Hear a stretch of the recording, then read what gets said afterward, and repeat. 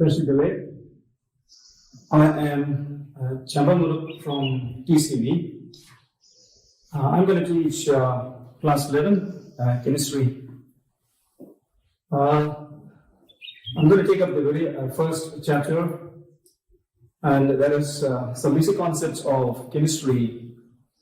And today's lesson we're going to call it part 1.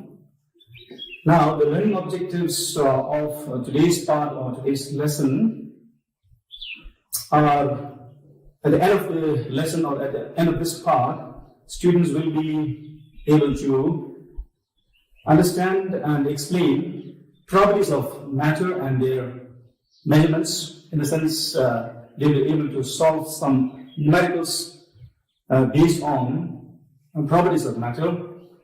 The next thing is they'll be able to understand and explain scientific notation and significant figures, and also students will be able to work out numericals related to the same. And finally, students will also be able to define and explain the laws of chemical combination with examples.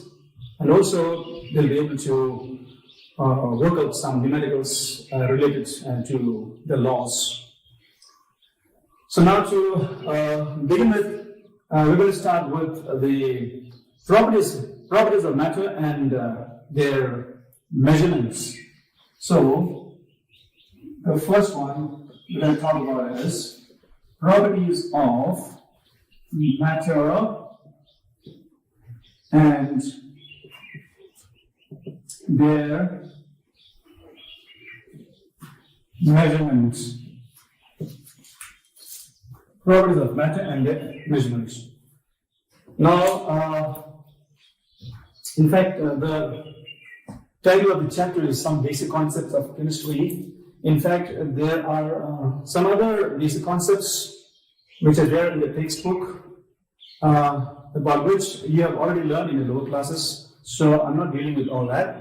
Like, for instance, what is matter, the classification of matter, and then, like you've seen, matter getting classified into mixtures and pure substances, and then you have homogeneous and heterogeneous mixtures, and then regarding pure substances, you have elements and compounds and all that. So these are sort of the things which you have already learned in your lower classes. You have some idea about these. So I'm going to start with the properties of matter and their measurement, right?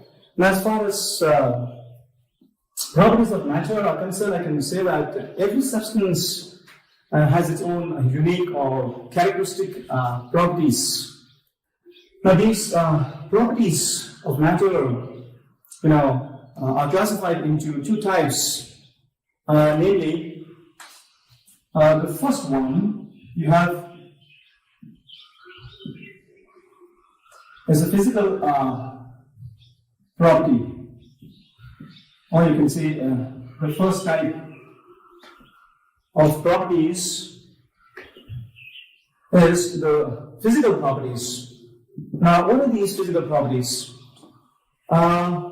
Physical properties are those properties which can be observed or measured without changing the identity or composition of the substance.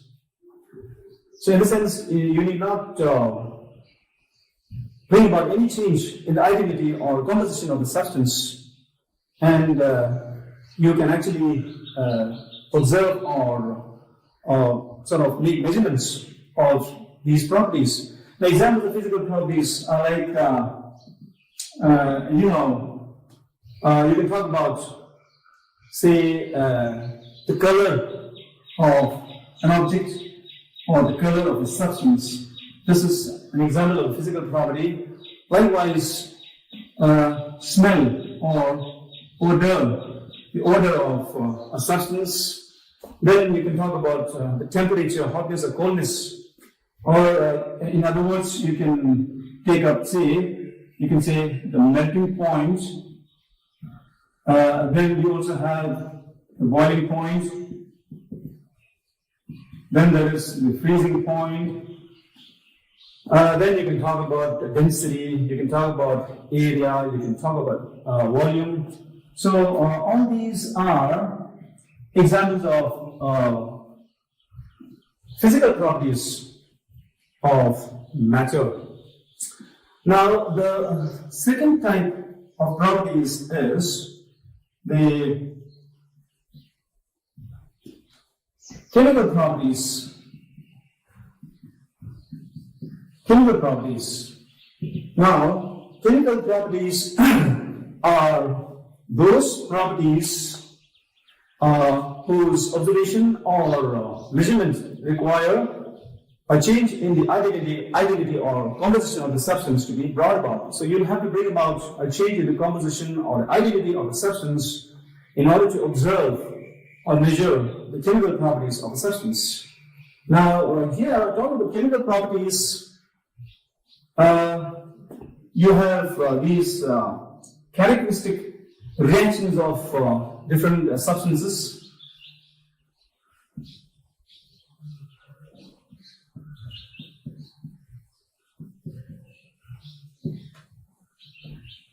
That is chemical reactions, characteristic chemical reactions of different substances. And this now includes things like, you can say, acidity, basicity. Then you can talk about combustibility of a substance, combustibility, and so on, etc. So these are examples of chemical properties. Now, talking about chemical properties, to observe or measure any chemical property, one will have to bring about a change in the identity or composition of the substance. Now, the examples are like characteristic chemical reactions of substances or different substances. So, different substances, they undergo reactions in different ways, and then they give rise to different products. And based on that, we talk about chemical properties. Like the best example is, say, if you take up combustibility, whether a substance is combustible or not, you will have to sort of burn it. And when you burn, some substances may burn, some not burn. So, based on the products formed, we talk about the combustibility of the substance. When a substance burns, there will be a change in the composition of the substance, and you get a new product. So, here we bring about a change in the identity or the composition of the substance. For example, if you burn, say, hydrogen, H2, you will get H2O. So there is a complete change in the composition of the substance. Hydrogen, dihydrogen, hydrogen gas changes to H2O. So this way, there are many examples, right? All right. Now, as far as these properties are concerned, most of these physical properties, they are quantitative in nature, and any property which is quantitative in nature, it has to be expressed using a number followed by the unit in which it is measured.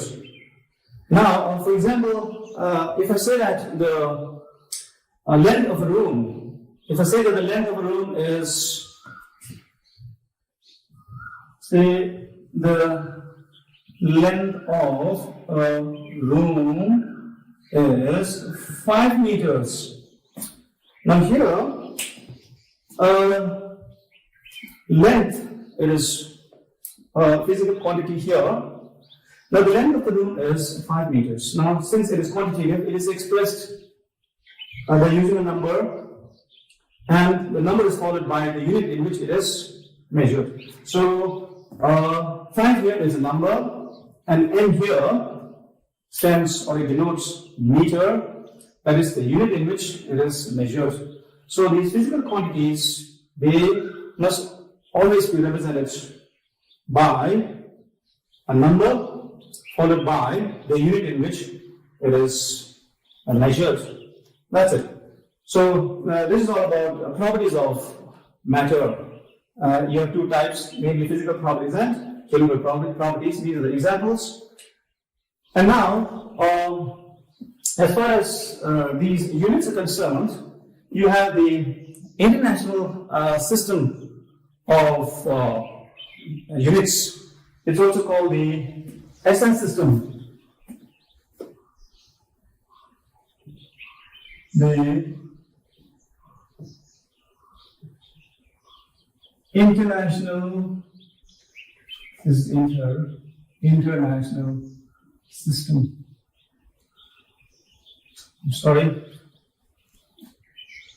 International system of units. The international system of units is also called the SI system. We call it SI system. Now, this SI system, or the international system of units, consists of 7 base units. Now, these 7 base units are based on the 7 base physical quantities which pertain to the 7 fundamental scientific quantities. Now, the first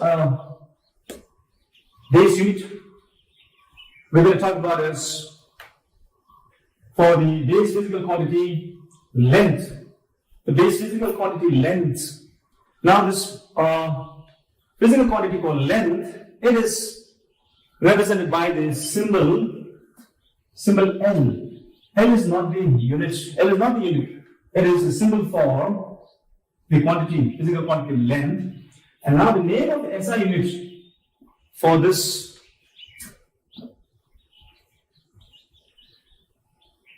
quantity, physical quantity, is meter. Meter is a unit that we use for the physical quantity length, and the symbol for this SI unit is small letter n. Now, mass. The symbol for this physical quantity mass is small letter m, and the name of this SI unit is kilogram. It is kilogram. You got to write it from here. It is kilogram. And the symbol for the unit kilogram is kg. It is small letter k. The symbol for the physical quantity time, it is small letter t, and the name of the unit for time is second. We use second, and the symbol here is s. The symbol for this physical quantity temperature is T, and here it is the unit is Kelvin, and the symbol for the unit is K. Amount of substance we denote it by small letter n. The unit here is mole, M-O-L-E, and the symbol for the unit is mole. Then we have electric current. The symbol for this quantity is I, and the name of the unit is ampere, and the symbol for the unit is capital A.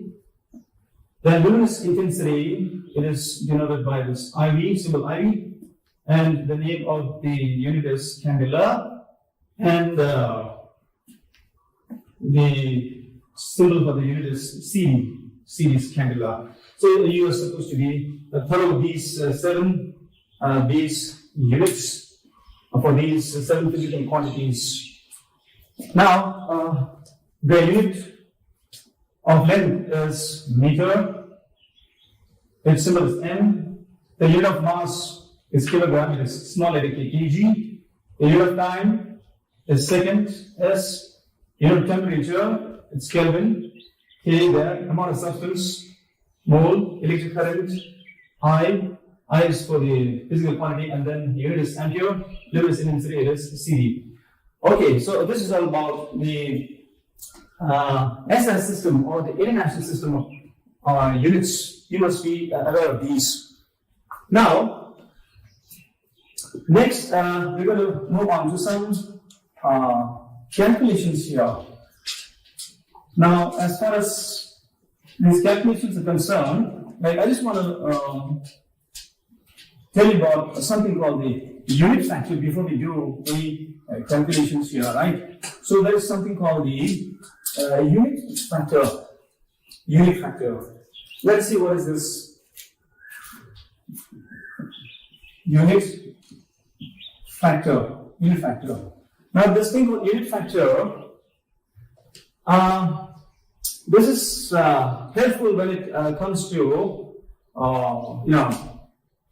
expressing 1 unit in another form, in another unit. Like for example, if you're asked to express meters in terms of centimeters, how do you do it? Or if you're asked to express centimeters in terms of meters, how do you do it? So here there is something called unit factor. So a unit factor is a factor by which a given quantity has to be multiplied in order to get the desired units. Like now, you know that the standard expression 1 meter is equal to 100 centimeters, right? 1 meter is 100 centimeters. Now, 1 meter when divided by 100 centimeters is equal to, can you say what do you get here? So this is the same as dividing 100 centimeters. 1 meter is the same as 100 centimeters, right?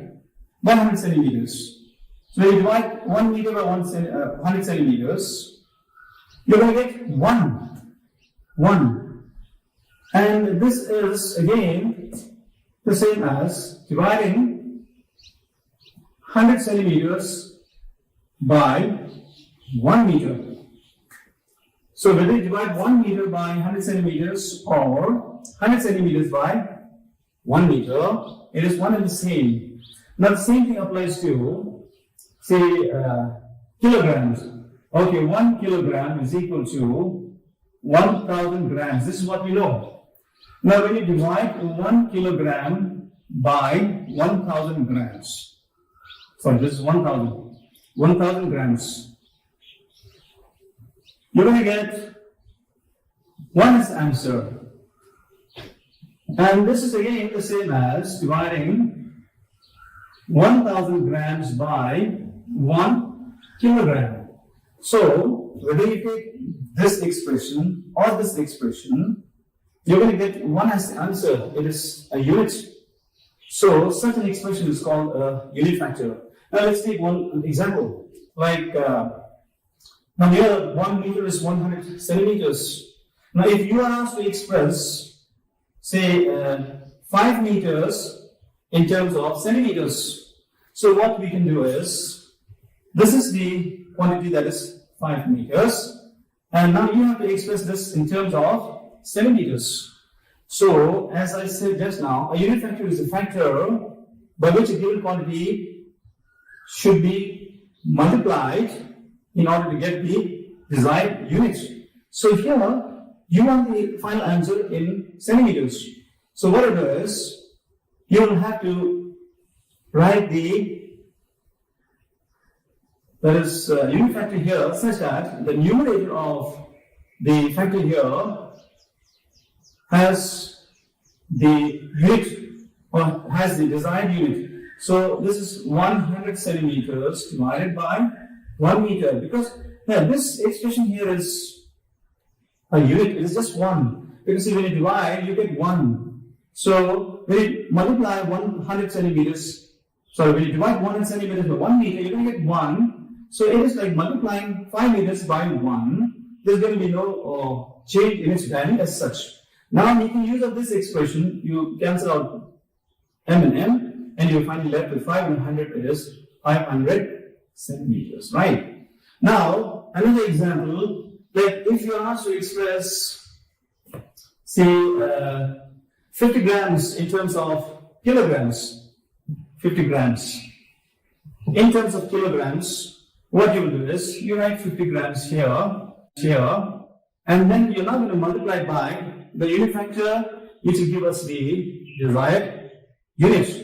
That is, the result should have the desired unit. I want the result to be in terms of kilograms. So, for this expression, to get rid of this g gram here, I want kilogram top. So, this is 1 kilogram is the same as 1000 grams. So, gram and gram get cancelled, and you have 5 and 5 getting cancelled. Sorry, 0 and 0 getting cancelled. So 5 divided by 100 is nothing but 0.05 kilograms. This is the answer. So this is all about unit factor. Now, next we are going to move on to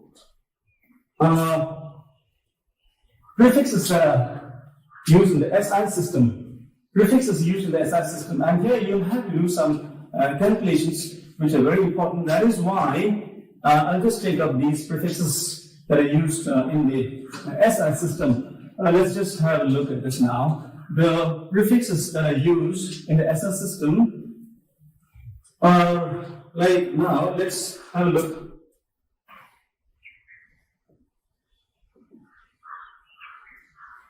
Prefixes used in the SI system. Prefixes used in the SI system. So here you have the multiple, then you're going to have the prefix and the symbol for the prefix, right? You have the symbol here. Let's see. Multiple in the sense, very often students get confused here. So to begin with, we'll just take these examples. Like, when I write 10 raised to the power 0, it is what? Any number raised to the power 0 is 1, this is what we know. Okay, it is 1, just keep this here. Now, we're talking about units here.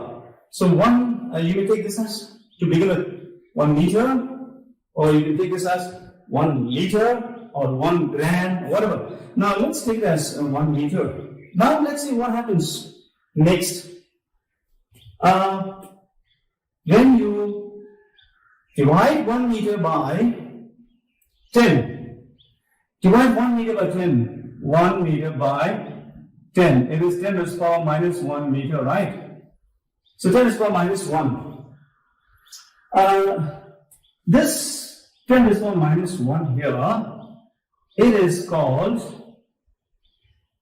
deci. You should call it deci. That is, when you divide 1 meter by 10, 1 meter has 100 centimeters. You divide it by 10, it is actually 10 centimeters. It's called deci. So what I do is 10 to the power minus 1 is called deci. The symbol for this is small letter d. Now the same thing, when you divide 1 meter by 100. So this is, when I write 10 to the power minus 2, it is nothing but 1 by 10 to the power 2. It is dividing 1 by 100, isn't it? 1 by 100. When you divide 1 meter by 100, you're going to get 1 centimeter, isn't it? 1 meter divided by 100 is 1. That is 1 centimeter. So here 10 to the power minus 2, it is called centi, and the unit for this is c. When you divide 1 meter by 1000, that is 10 to the power 3. Sorry, 10 to the power minus 3. When it's 10 raised to the power minus 3, it is nothing but 1 by 1000. It's like dividing 1 meter by 1000. So here it is called milli. And next, you're going to divide 1 meter by 1 million, that is 10 to the power negative 6. This is called micro. And unit, so for milli it is m. For micro, we write this symbol. Then 10 to the power negative 9, that is 1 billion. You're going to divide 1 meter by 1 billion. So here it's called nano. And for nano, the unit is small letter n. Then next you have 10 to the power negative 12. You're going to call this pico. small letter P. Then there is for negative 15, it is called femto, small letter F here, and so on. You have to, there's a negative 24. Well, that's fine. Now, this is just 1 meter. And now going down, you're going to multiply this 1 meter. Here, what you've actually done is you have multiplied, in the case of this deci, it is 1 meter multiplied by 1 by 10. 1 meter multiplied by 1 by 10. And you are getting 10 to the power minus 1. So this 10 to the power minus 1, it is called deci. You got to call it deci. So next you are going to multiply this 1 meter by 10 to the power 1. 10 to the power 1 is what? It is 10. So 1 meter multiplied by 10 is 10 meters. 10 meters is called deca, and the unit here is dA. And next we are going to multiply 1 meter by 10 to the power 2. It is 1 meter into 100 is 100 meters. It's called hecto, H-E-C-T-O, and it's denoted by small letter h. Then you're going to multiply 1 meter by 10 to the power 3. It is 1,000. 1,000 in the sense 1,000 meters is 1 kilometers. It is called kilo here. It is denoted by a small letter k. Then next there is power 6. It is mega. And the symbol here is capital N. Yeah. Next is power 9. It is giga. And the symbol here is G. Then when you go to 10 to the power 12, it is called tera. It is capital letter T. The unit here is capital letter T. So this is how you're supposed to answer. Now what you need to remember is whenever you see nano, you can write 10 to the power negative 9. When you see micro, it's a negative 6. When it stands for 10 is negative, no, for milli it stands for negative 3. For cent it stands for negative 2. For deci it stands for negative 1. And for deca, it is 10. For hecto, this is hecto here, it stands for 10 to the power 2. For kilo, it is 10 to the power 3. For mega, it stands for 6. Down, when you come down, it is more and more positive. Larger the number here as you go down. And then here, the values are smaller actually. So 1 meter, when you go down, it's getting multiplied by 10 to the power 1, 10 to the power 2, 10 to the power 3, 10 to the power 6, 10 to the power 9, and so on. And as you go up, 1 is getting multiplied by 1 is getting multiplied by 1 by 10, 1 by 100, 1 by 1,000, 1 by 6,000, and so on. So this is what you need to know about the prefixes that are used in the SS system. Now we're going to do some calculations based on this very briefly. So we'll just see. Now the thing is that you may be given one quantity with its unit, and then you'll be asked to express the same in another unit. So let's see how this change can be done. And for this, the very first example I would like to give you is like if you have to express, like for example, express the question here, express the following, let's say, the following in terms of, let's say, meters, right? And this and meters. Now the first one, if you have like 1 millimeter, the second one 5 micrometers, third one you have say 7 Let's take nanometers.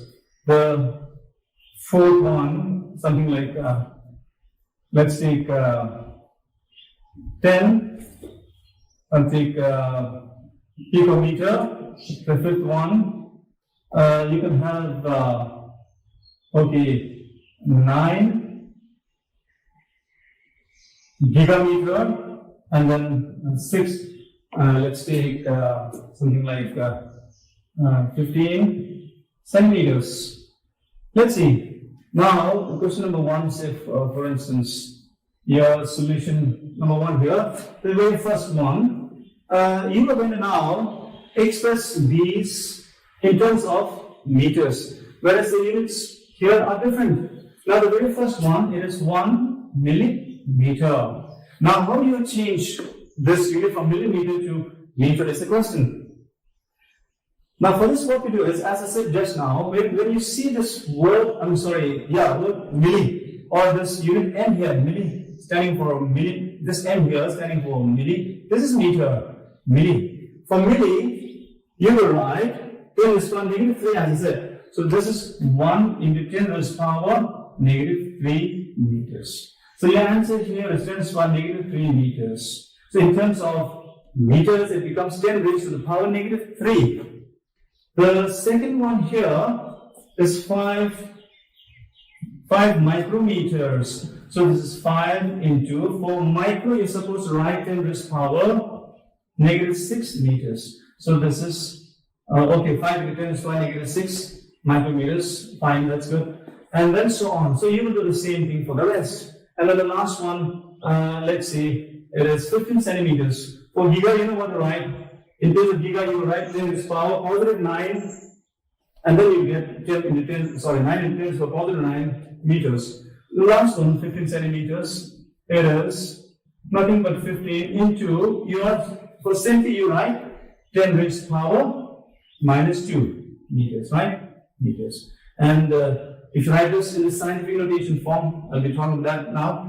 It is 1.5 into 10 raised to the power. It becomes -1 meters, right? So this is all about the first type of conversion here. Now the thing is, next you can go to another type of conversion. That is, here what is done is you're converting directly from these units to meter. Next example is I will give it here. It is in terms of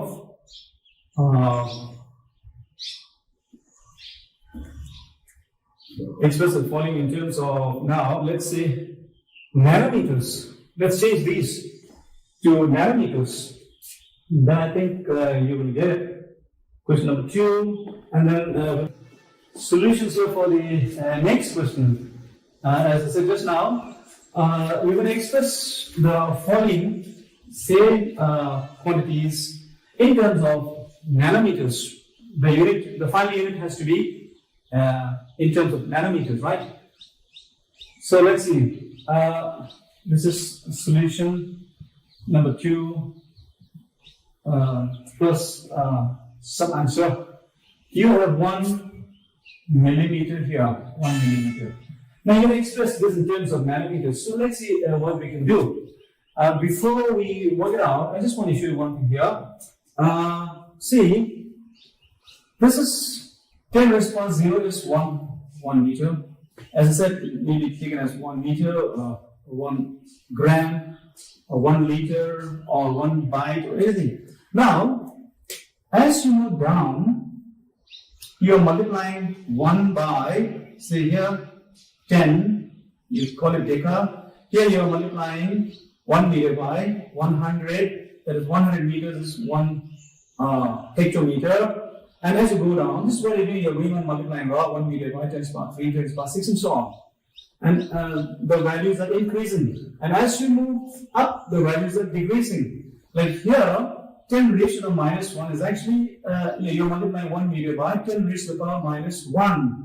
That is 1 meter into 10 raised to the power -1 is the same as multiplying 1 meter by 1 by 10.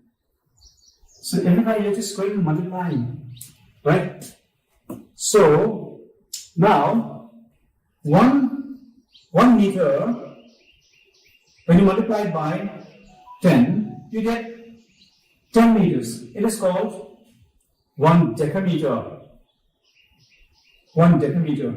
Again, 1 meter when you multiply it by 10 raised to the power 2, it is 100. So 100 meters is called 1 hectometer, and so on. Likewise, as you move up, you're multiplying this 1 meter by, this is 1 by 10. 1 by 10. You're calling it deci. So 1/10 of a meter is called a decimeter. Then 1/100th of a meter is called centimeter. Then 1,000th of a meter is called a millimeter. Then 1/1,000,000th of a meter is called 1 micrometer, and so on. So like you can see that from 1 meter to 1 millimeter, the difference is, you can see that 1 meter is equal to 1,000 millimeters. That is, 1 millimeter is 1,000th of a meter. That is 10 to the power minus 3. And from here, if you go to micro, that is 1 meter is equal to 1 million micrometers. Or 1 micrometer is equal to 1 millionth of a meter. Likewise, each time now you're going to see a difference of 1,000, right? So between these two, it is 1,000. You can say that 1 millimeter is equal to 1,000 micrometers. 1 micrometer is equal to 1,000 nanometers. 1 nanometer is equal to 1,000 picometers, and so on. So from 1 meter to 1 nanometer, you can see that 1 meter is 10 raised to the power positive 9 nanometers, or 1 billion nanometers is equal to 1 meter, or 1 million micrometers is equal to 1 meter. Then 1,000 millimeters is equal to 1 meter, and this is 10 centimeters, 100 centimeters, 1 meter, and this is 10 decimeters is equal to 1 meter. So students, they generally get confused. So let's see, we'll just try to work it out here. So here 1 millimeter, you're going to change it into nanometers, and here this thing called unit factor comes in the picture. Let's see, now 1 millimeter, you write 1 as it is into, this is milli. Instead of milli, when you see this milli, you can write 10 raised to the power -3. You write this as it is, 10 raised to the power -3. This is for milli, and then you have meter here. This is meter. Now you have to change this meter into nanometers. And then as I said just now, your unit factor, you want the final result in terms of nanometers, and you have to get rid of this meter. So 1 meter is the bigger unit. 1 meter has how many nanometers? 10 raised to the power positive 9 nanometers. So here meter and meter get cancelled. The final answer is 1 into 10 raised to the power positive 6 nanometers. This is the answer. Now, in the same way, you can do the second question here, that is 5 micrometers. Now, you write 5 as it is, and then for micro, you can write 10 raised to the power -6 meters. And again, change this meter into nanometers. So it is 1 meter, again, is same as 10 raised to the power positive 9 nanometers. Meter and meter get cancelled. So this is 5 into 10 raised to the power positive 3 nanometers, and so on. This is how you can do it. So you can try the rest on your own. And the last one, again, it is 15. It's the sixth one. It is 15 centimeters. Let's see, 15. For centi, you can write 10 raised to the power -2 meters. And now, this meter, again, same thing. 1 meter is the same as 10 raised to the power 9 nanometers. This is the unit factor, right? These two, they made the same because in 1 meter you have 10 raised to the power positive 9 nanometers. Nanometer is very small, this thing. Small unit, right? So meter and meter get cancelled. Your answer here is finally 15 times 10 raised to the power positive 7 nanometers. And The scientific notation form you will get, this is 1.5 into 10 raised to the power. It becomes 8. 8 nanometers wide. So this is all about conversions, from one unit to another unit. That's it. Now next we're going to move on to what is known as the scientific notation.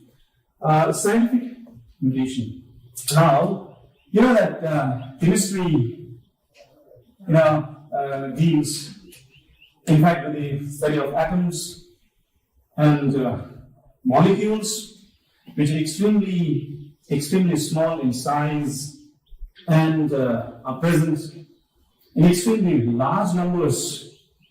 So when you talk about the number of atoms and then the number of molecules, because of their small size, they're present in very, very large numbers.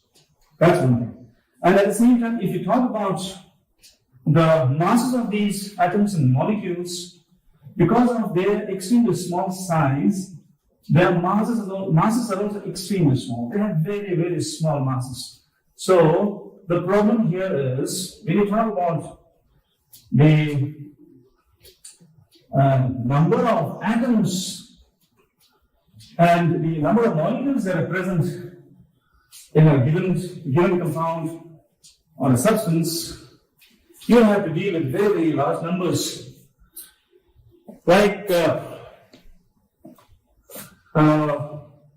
in chemistry, chemists or people studying chemistry have to deal with very, very large numbers.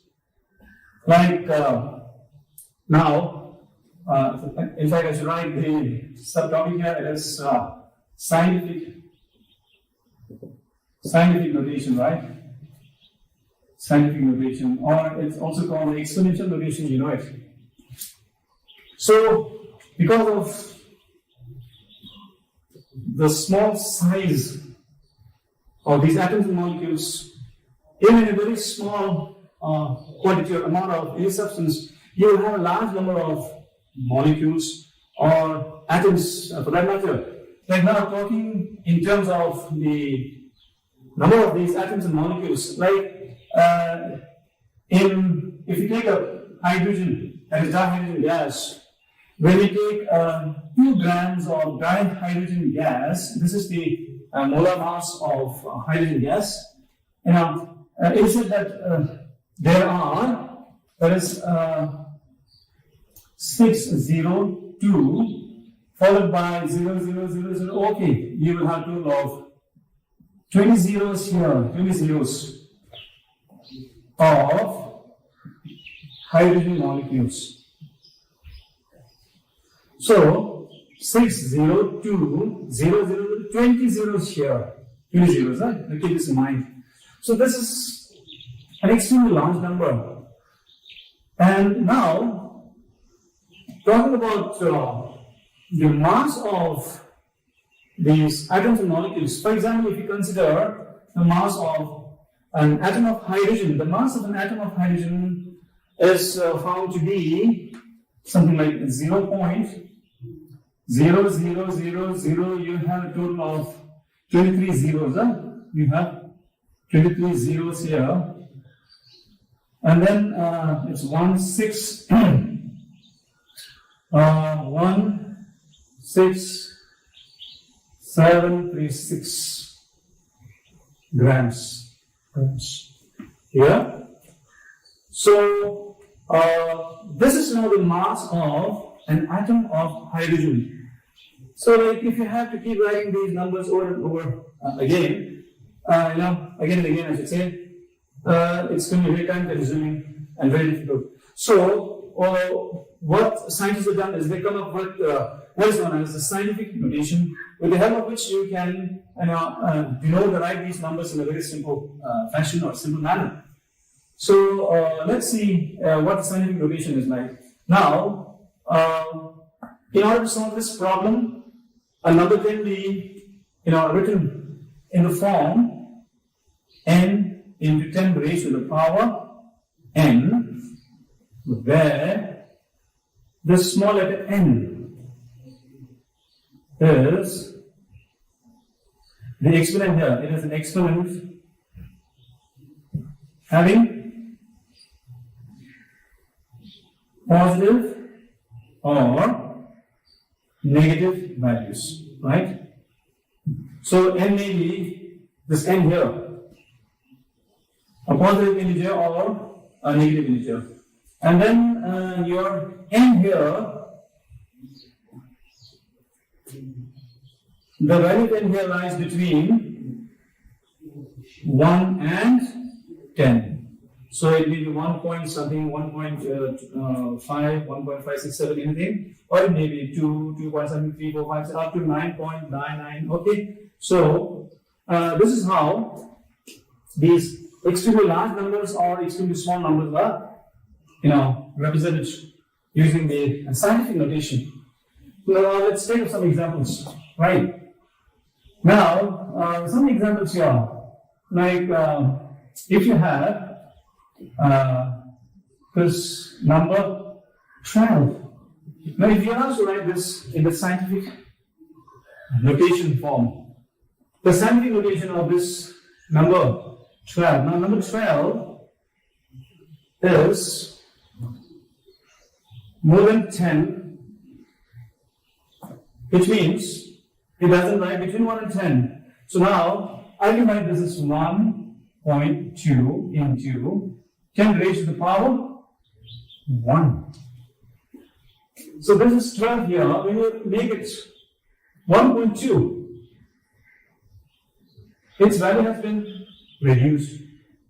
To make it equal, I don't have to multiply by, I'll have to multiply by 10, isn't it? So this is the scientific notation. Now here we see that 1.2 is your n. This is your n. It lies between 1 and 10, and your small letter n here, it is a positive integer.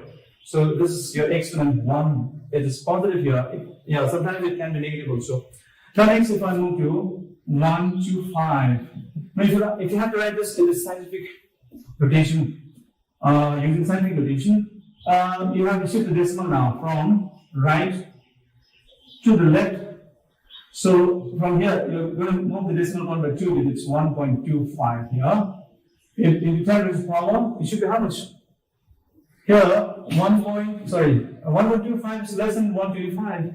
So to make it equal, you'll have to multiply by 100, isn't it? That is 10 raised to power 2. You're writing 2 here because you have shifted the decimal point by 2 digits, 1, 2 to the left. Right? When you shift digits to the left, you'll have to increase the number of zeros there. Right. So likewise, suppose you have 1, 3, 5, 7.28. Write this in the scientific notation form. It is 1.35728 into 10 raised to the power. It's going to become by 3 digits you're shifting to the left, right? So power 3. I'm sorry. That's it. Now suppose. Okay, now in the same way, let's try to solve this problem here now. This number here, 6022, followed by 20 zeros, right? You have a total of 20 zeros here. Now, the answer here will be, you will have to now place the decimal point right after the first digit from the left.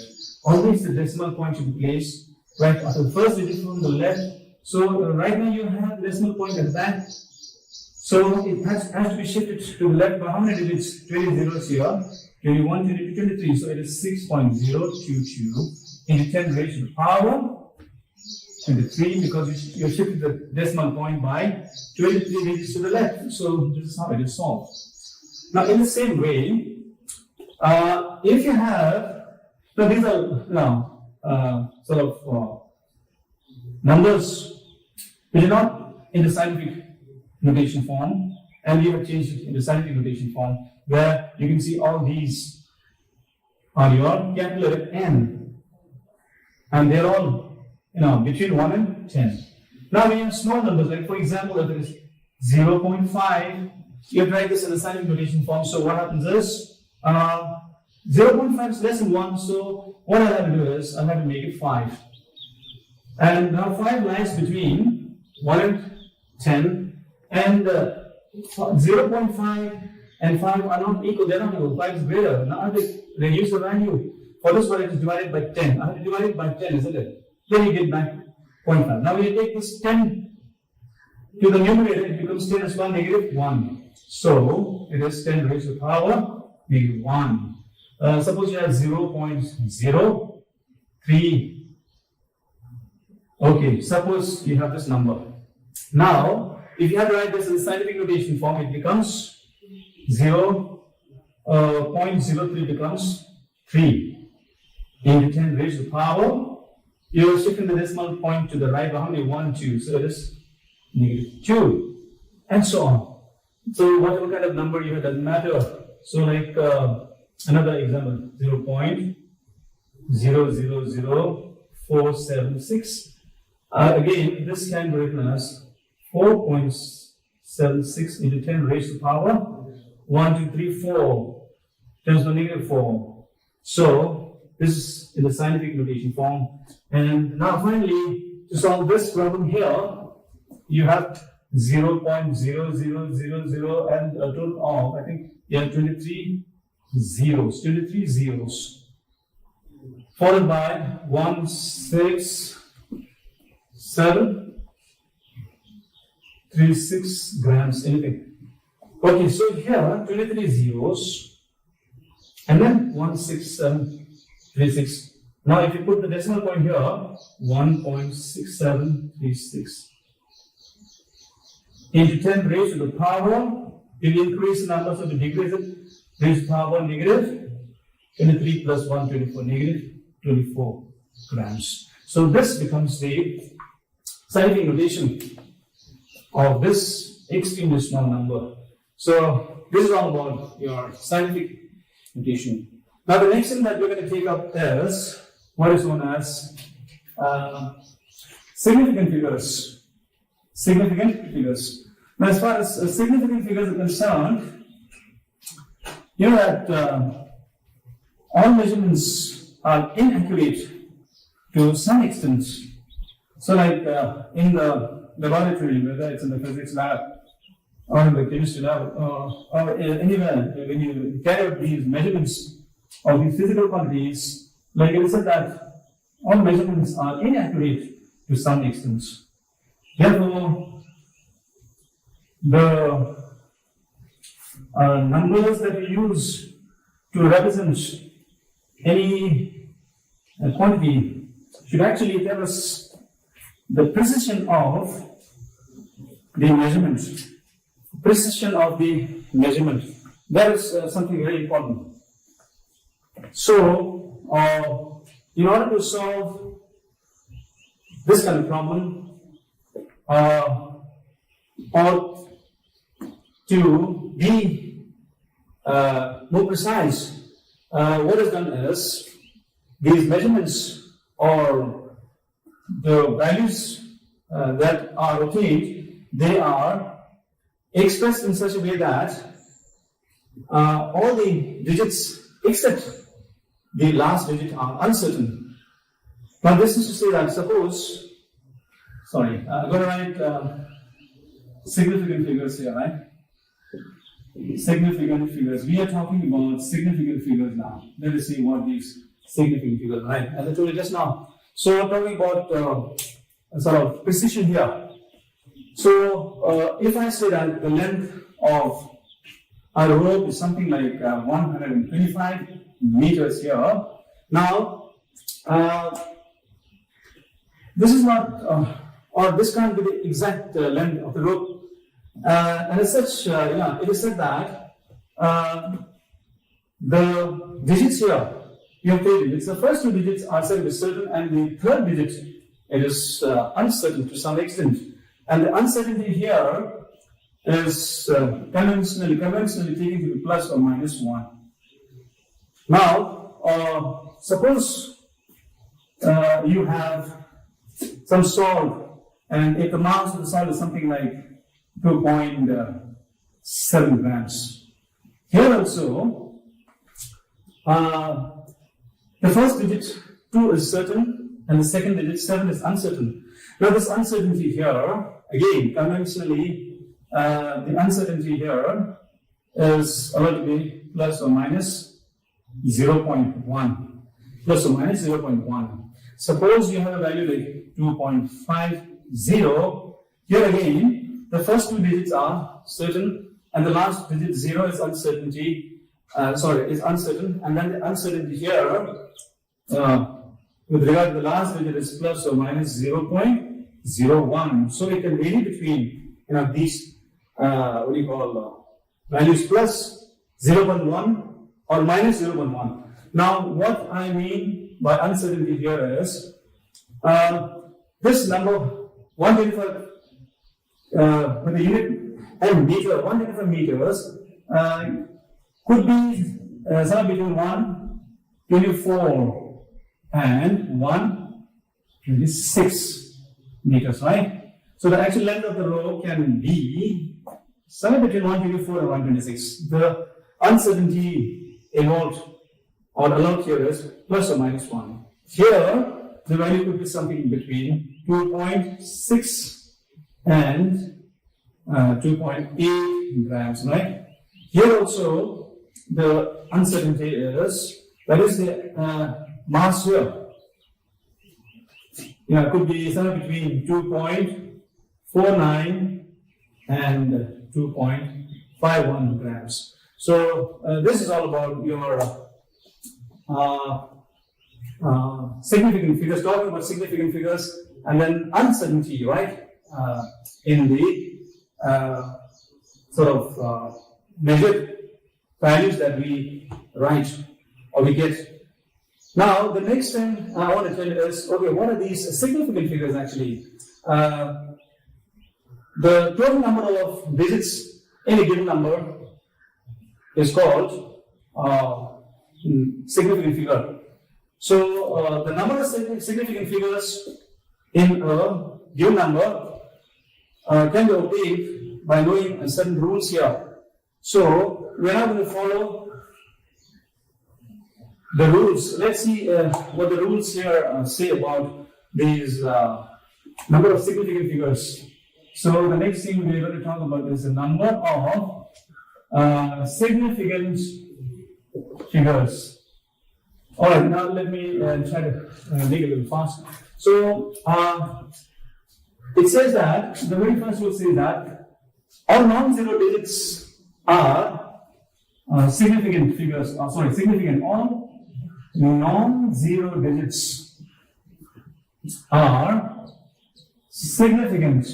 All non-zeros, that is, all non-zero digits are significant in the sense, like you have, say, numbers starting from 0 here, 1, 2, 3, 4, 5, 6, 7, 8, and 9, right? So 0 is not a significant figure. The rest are all significant. Now suppose I write 3, 4, 7. There is 347. In 347, how many significant figures are there? There are 3 significant figures, right? 3 significant figures. Suppose I take 3.4869. How many significant figures? Okay, you have a total of 1, 2, 3, 4, 5. There are 5 significant figures, right? And so on. So all these non-zero digits are significant figures. So talk about number of significant figures in a given number, right? So this is what the rule says. The second one is zeros preceding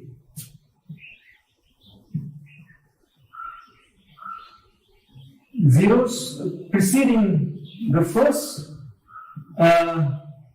non-zero digit.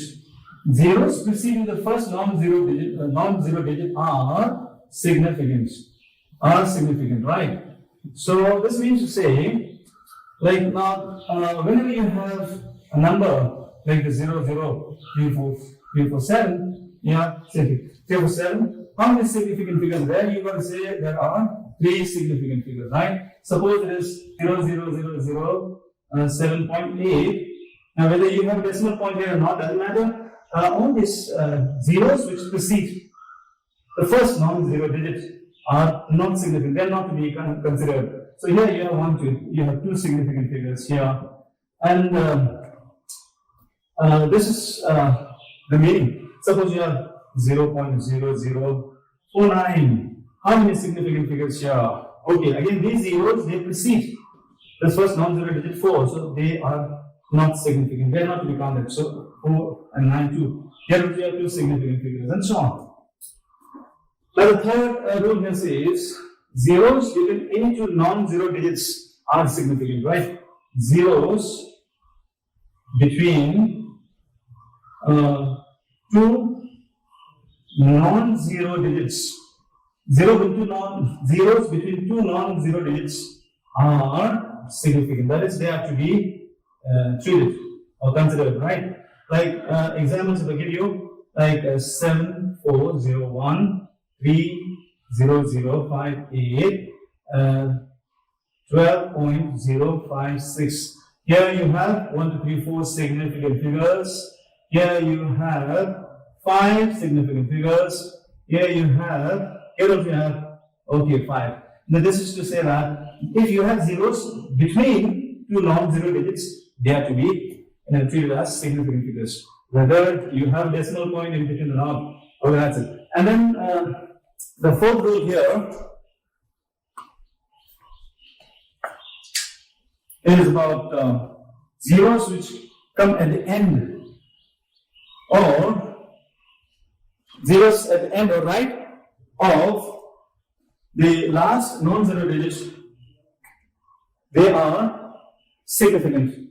They are significant if there is a decimal point. So that is zeros at the end or right of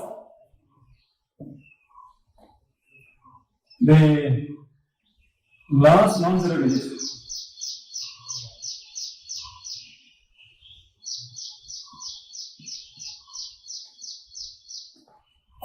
Are significant,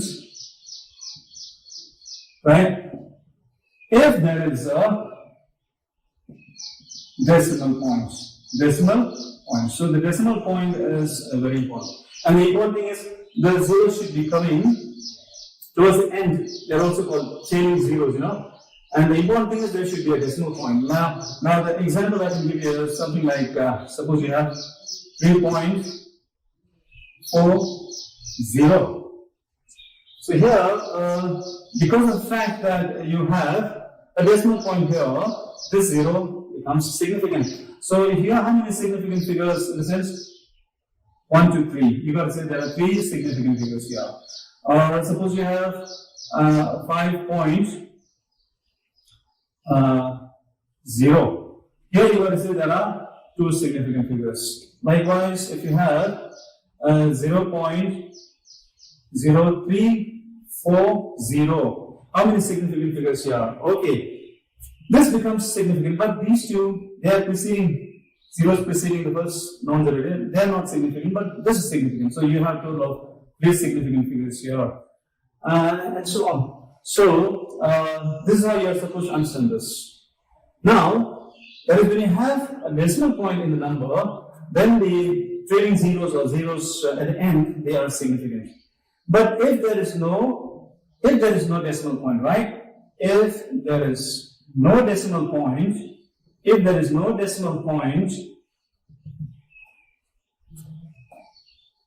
then the zeros at the end are not significant. Then the zeros at the end are right of the last non-zero digit.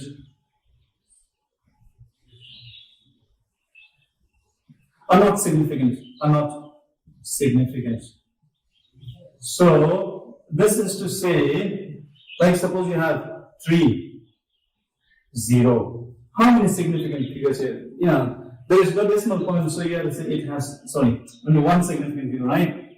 The 0 is not counted, 1 significant figure. But you can make it have 2 significant figures by writing this 30 as 3.0 into 10. So here 1, 2, it has two significant figures, right? Like suppose you have 2000 here. Okay, how many significant figures? Because there is no decimal point, trailing zeros are not significant. So you have to say two significant figures here, but you can make it have, this will have two significant figures like this. If you make it like this, it will have 3. So this is, sorry, I'll put it this way. 2000 here can be written as 2.00 into 10 raised to the power 3. So this has 3 significant figures. So now this is all about knowing how to write the number of significant figures in a given number. So I've explained the rules, and then you can work at some problems on your own. Okay, so this is all about significant figures, and then the number of, and how to find the number of significant figures in a given number. All right. Now the next thing that I would like to take up is laws of chemical combination. Now, as far as the laws of chemical combination are concerned, there are 5 laws. Now, all reactions involving combination of either elements or combination of different compound substances to form products, they are governed by these laws of chemical combination. Laws of chemical combination. Laws of chemical combination. Now, there are 5 laws. The first one is the law of conservation of mass. Law of conservation of mass. Law of conservation of mass. Now this law here states that matter can neither be created nor be destroyed. Matter can neither be created nor be destroyed. In other words, you can say that in a chemical reaction, the sum of the masses of the products formed is always equal to the sum of the masses of the reactants before the reaction. So we'll take an example. Like the best thing is hydrogen combining with oxygen will give you H2O. So here, what has happened is hydrogen and oxygen, they combine to give you H2O, like they are like gaseous form, and then you're getting say water. In chemistry, it's important that you balance these equations. Equations have to be balanced. So here, since you have 2 oxygen atoms here, there is only 1. I put on 2 here. So number of oxygen atoms balanced, and then hydrogen here you have 4. 2 to the 4. I have to put on 2 here. Now, talking about the law of conservation of mass, the atomic mass of one atom of hydrogen is 1. Since you have 2 here, it's 2.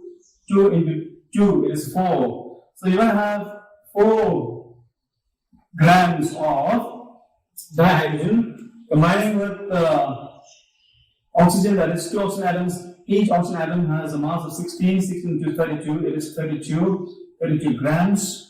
And then you are getting 2, that is H2O. Now, talking in terms of grams, oxygen is 16, each oxygen atom 16, hydrogen 2 are there, 2, 16 plus 2 is 18, 18 to 36. So you're getting this is 36 grams, right? Now, when you add up these two, the total is 36 grams. And here you have 36 grams, right? So here we see that the product form here has a mass of 36 grams, and the reactants here also before the reaction, their sum of the masses is 36 grams. This is the meaning of the law of conservation of mass. The same thing applies to any other reaction that you can think of. So you can just tell, right? So this is all about the law of conservation of mass. The second one is the law of definite proportion or constant proportion.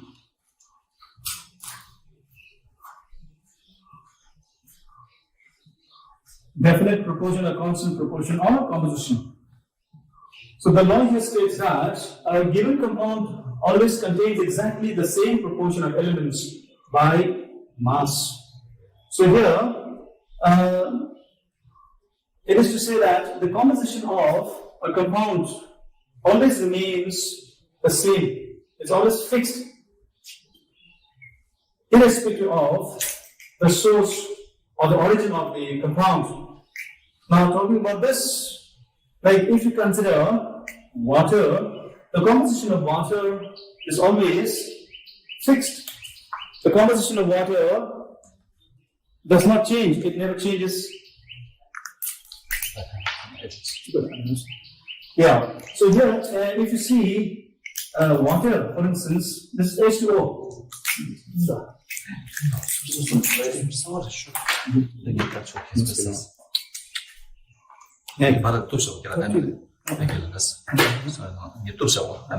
Okay, so it's H2O. When I say composition of water, here you have two atoms of hydrogen, and one atom of oxygen. Now, irrespective of the source of your water, H2O, you may get water from a tap, you may get water from a well, from a river, or from sea, or rainwater, or any water. If you see, now water will have the same composition, H2O. You have two atoms of hydrogen, so it is 2 grams plus 1 atom of oxygen, it is 16. When you add up these two, you are getting 18. So you have a total of 18 grams in, that is 1 mole of water, H2O. You're going to consider this as 1 mole. Now, when I say the composition of water is fixed, you will see the percentage composition. For example, percentage of hydrogen in H2O. You're going to take it as 2 divided by 16 into 100. This is something like 11.11%, I believe. And then the percentage of oxygen in H2O, here it's 16, this is 18. 18, and this is 16 divided by 18 into 100 is, I think, 88.89% or something like that. So here the composition of water is always fixed. You will see that the percentage of hydrogen in water is always 11.11%, and that of oxygen is 88.89%. I hope it's correct. When you add up these, 88 in the 90. Okay, fine. That's it. Now the same thing applies to any other compound. Like if you take up carbon dioxide, and the composition of carbon dioxide, you will have 1 atom of carbon and 2 atoms of oxygen present in a molecule of carbon dioxide.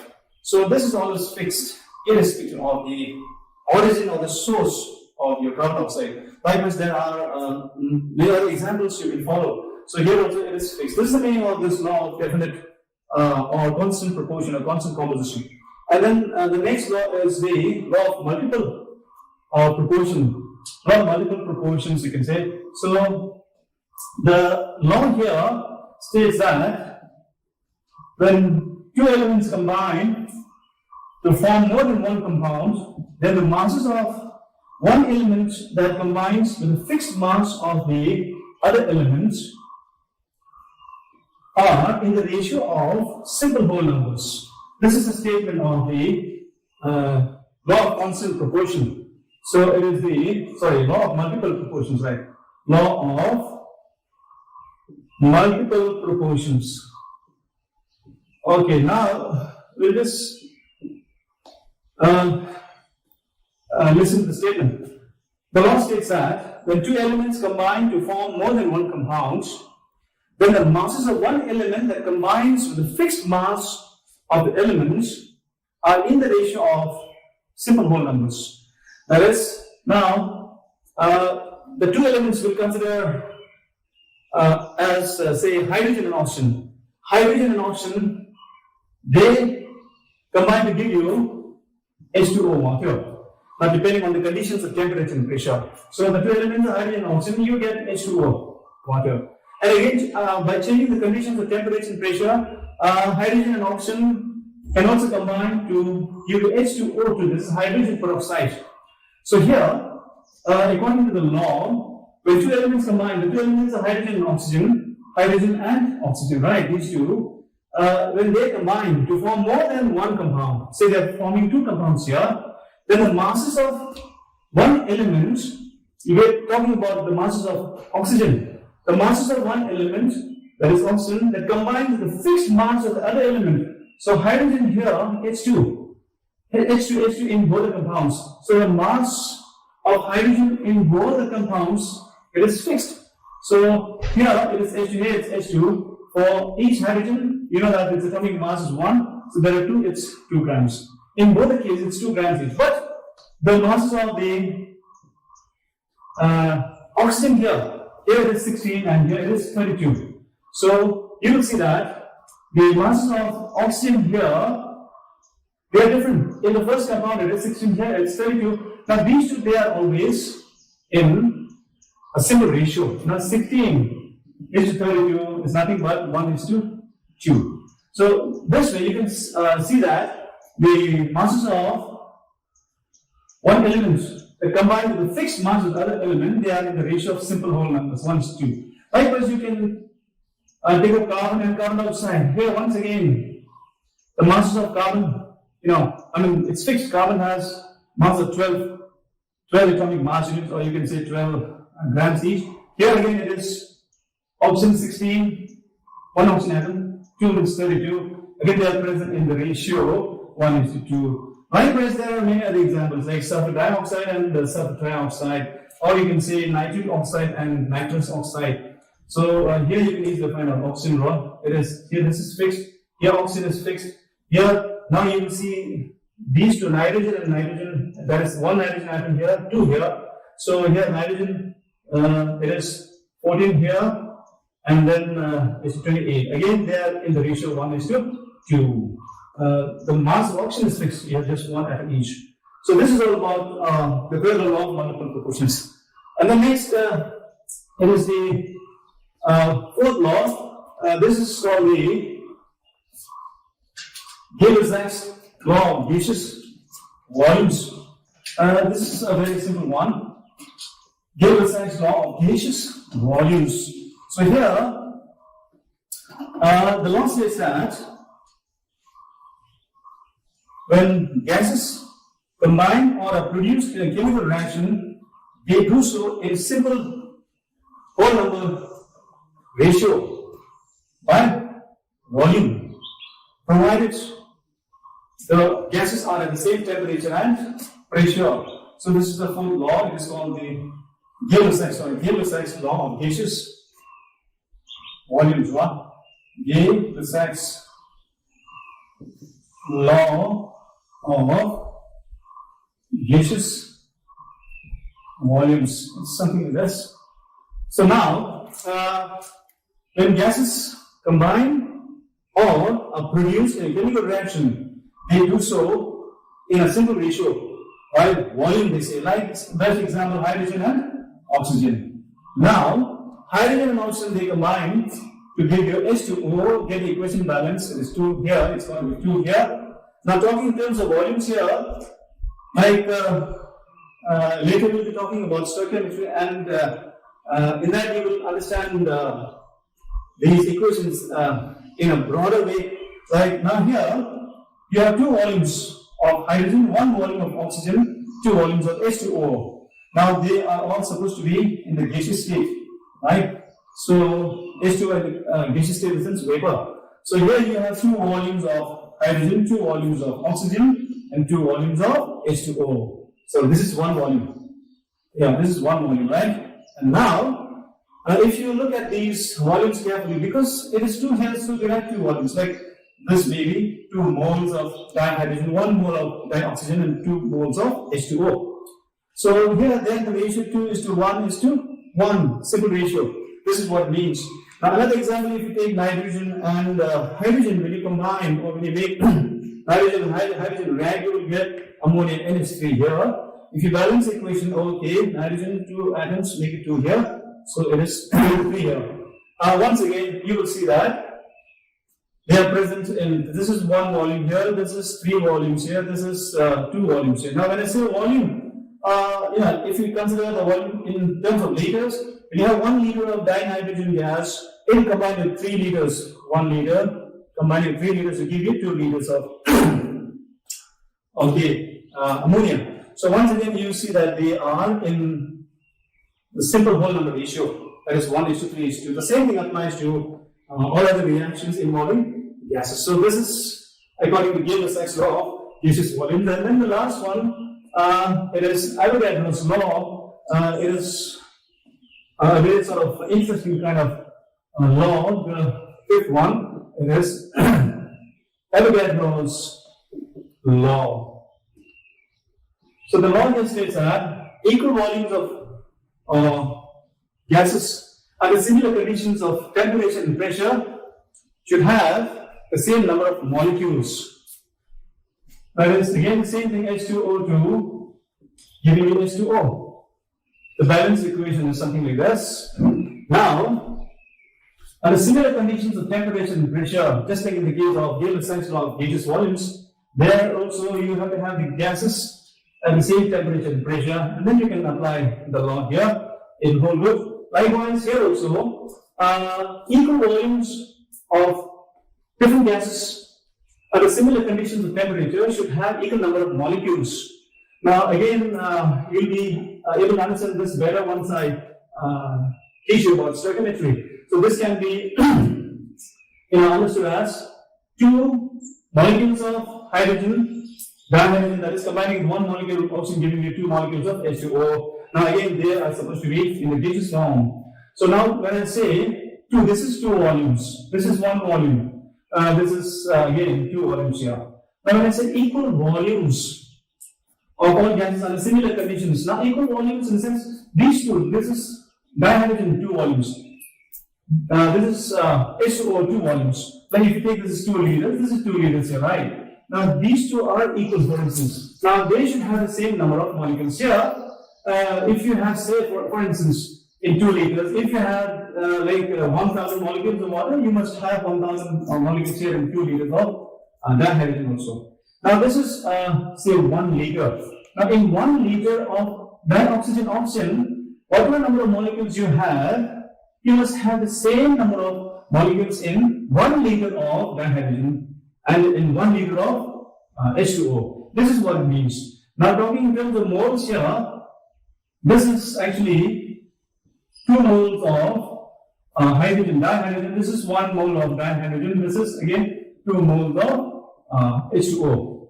Now, under similar conditions of temperature and pressure, here at NTP, that is national temperature and normal temperature and pressure. 1 mole of H2.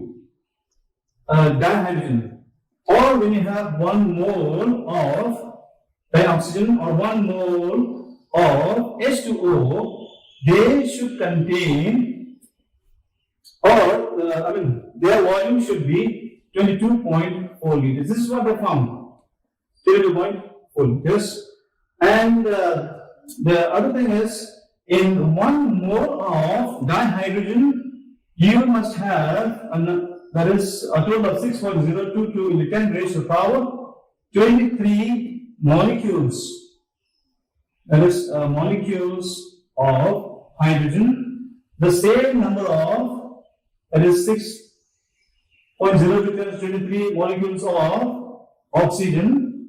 And then again the same number here, that is 6.023 molecules of H2O. So 1 mole of hydrogen, 1 mole of oxygen, or 1 mole of water, they should all contain the same number of molecules. That is 6.02 times 23 molecules.